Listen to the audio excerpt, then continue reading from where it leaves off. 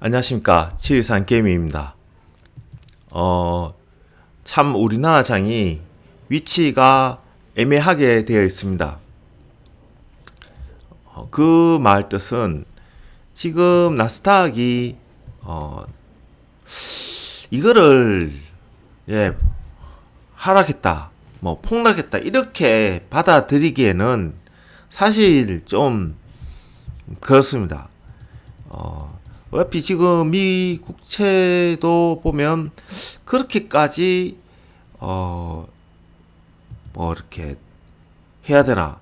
달러 인덱스도 이 안에서 움직이고 WTI도 이 안에서 움직입니다. 단 이제 문제가 뭐냐면 테이퍼링이 11월에 시작이 되고, 그리고 소비자 물가 지수가 이제 어떻게 되느냐, 이제 그 문제에 대해서 충돌이 일어나는데, 그거는 당장 지금 일어나는 문제는 아니지 않습니까? 그죠? 9월 21일 날, 2일 날 연준 회의에 나오는 것이, 그때 이야기했던 것이 10월 달에 이제 공개가 되지 않습니까? 그죠? 그러면 그때에 나오는 것도 중요하겠지만, 사실 실질적으로 물가가 얼마큼 올라가느냐, 이제 그 문제가 너무 심각한 거죠. 그리고 10월 말에 G220 회의도 있기 때문에 지금은 하락은 그렇게 걱정할 필요가 없다. 근데 분명히 조정은 오기는 올 것이다. 근데 그 조정이 언제 올지는 모른다는 그런 이야기인 거죠. 그래서 지금 당장 뭐 폭락할 거다 이렇게 이야기하는 거는 조금 이른 감이 있다는 거죠. 그래서 저는 저 나름대로 시나리오를 한번 써보려고 합니다. 그래서 지금 이런 상황에 당장 뭐 내일 들어 뭐 단타 치는 분들은 별 상관없습니다. 그런데 만일에 이 파생을 오래 하신 분들은 파생만 하지 않거든요. 주식도 해요. 그러면 파생을 함으로써 내가 주식의 현금 비중을 얼마큼 늘려야 되는지, 그게 그 문제와도 굉장히 관건이 있기 때문에 이 전체적인 시장의 흐름에 있어서 어째 보면 그 하락이 하늘이 주신 기회이기도 하죠. 주식하는 사람은. 왜냐하면 그걸 하나 타면 되니까. 지금 상승하는 주식이 날아갈 거니까. 그렇게 관점으로 생각하면 될 것 같고, 저는 특히 이 WTI를 진짜 자세히 봅니다. 이 원유 가격. 아직까지 원유는 미국 달러를 패권을 유지하는 데 있어서 굉장히 중요한 유용한 수단이기 때문에, 이 원유가 요렇게 안에서만 머문다면 폭락은 없다. 뭐 달러 뭐 우리나라 원화 달러 이렇게 하는데, 이것이 이 안에서 65에서 75 안에서 움직이면 폭락은 없다. 이때 399.25 찍을 때 선물로 이때도 65 깨니까 굉장히 무서워졌던 거예요. 그래서 이렇게 나스닥은 떨어지는데 원유는 이 안에서 움직인다면 우리나라 장은 그렇게 염려할 필요는 없다. 그렇게 보는 거고요. 그리고 또 하나 이제 제가 이렇게 보는 거는 SK 이노베이션입니다. 이 SK 이노베이션이 폭락만 안 하면 돼요. 이 원유 그거 우리나라 대장주 아닙니까? 그죠? 일종의. 그래서 여기 보시면 폭락이 없어요. 일봉상 이렇게 보시면 요때 아닙니까? 그죠? 요때 23만 원이거든요. 어제 같이 아래 조정이 와서 이 24만 원, 이걸 안 깨고 있기 때문에 나는 제가 분명히 말했습니다. 이거 돌아서는 순간이 우리나라 저점이 확인되는 거라고. 그런 연휴 때도 이야기했기 때문에 한번 참고를 해보시고요. 그래서 저는 어떤 개념으로 들었냐면, 이날 9월 2일 날 저가가 416.60이에요. 왜냐하면 21선을 음봉으로 딱 감싸 안아가지고 종가가 21선 밑에서 끝났거든요. 그런데 이날 21선 딱 걸친 이날 이거 보면 종가가 414.50인데 이날 9월 2일 날 저가가 414.85예요. 그러니까 414 요거 비슷하게 끝났는 거예요. 요 안에. 결국은 8월 13일 날. 그런데 만기일 날 보면 종가가 406.60입니다. 그런데 이날 9월 2일 날 20선 딱 낄 때 종가가 416.60이에요. 그러니까 정확하게 10포인트를 종가에 10포인트를 누른 겁니다.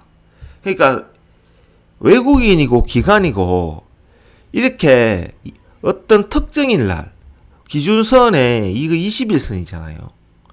이렇게 맞춰내는 경우에는 다 의도가 되어 있는 겁니다, 이게. 그리고 이날 10월물 그러니까 10월물 옵션 나올 때 375와 427이 동일가 1.00이 나왔는데요. 중간값이 401.25예요. 그래서 제가 금요일날 아침에 방송 올릴 때 선물로 401.25만 안 깨면 우리 장은 괜찮다. 저는 여전히 401.25는 안 깨리라 보고 그러한 관점에서 저는 옆으로 행보하지 않을까. 그리고 사실 이날 9월 2일 날 딱 정확하게 저점과 저점 10포인트를 채웠기 때문에 일단 저는 이날 시가 412.50이고 9월 2일 날 시가 419.10, 고가가 420이기 때문에 요까지 한번 대방등이 나올 확률이 높다. 그리고 전체적으로 봤을 때는 추석이 이제 곧 금요일부터 이제 시작이 되지 않습니까? 그죠? 그래서 이번 주와 다음 주까지는 좌우로 흔드는 장세가 시작되지만 추석 끝나는 주, 그 주가 끝나면서 우리나라 쪽은 안정기에 들어서 다시 상방으로 갈 확률이 높다. 저는 그렇게 봅니다. 그런데 문제가 뭐냐면 상방으로 가도 불안한 거죠. 그래서 한 번은 크게 조정이 올 확률이 높다. 저도 그렇게 보고 있습니다. 그런데 지금은 아니다. 지금은 아니다고 보는 겁니다. 저는. 저도 하락장을 지금은 좀 준비를 해야 된다는 거 보는 거고, 지금 375까지 이번 옵션 기준을 375로 딱 했기 때문에 만일에 조정이 온다면 요게 375까지 여기까지는 저도 열어놓을 생각입니다. 그러면 한번 생각을 해보십시오. 제가 이날 만기일날 나 상방으로 얘기했어요. 만약 상방으로 갔었으면 어떻습니까? 금요일날 정말로 다이나믹하게 풋 대박이 나오는 거예요. 근데 만기일날 내리 꽂았기 때문에 풋도 얼마 안 났고 답으로 죽었어요. 그런데 미장은 했는데도 우리나라 야간은 올랐어. 그래서 만일에 이 장이 하방으로 틀었다면 이게 이렇게 되질 않는 거죠. 야간장에. 그래서 내일장은 좀 눌릴 거예요. 아마 100% 월요일장은 눌리는데 눌려도 401.25 이거 보시면 427, 375 이 중간값 401.25고 변동 상황에서 양매도가 나왔지 않습니까? 그러면 402.5예요. 그러니까 어떻게 되냐면 지금 옵션 4주자 7.7로 봤을 때 407.5거든요.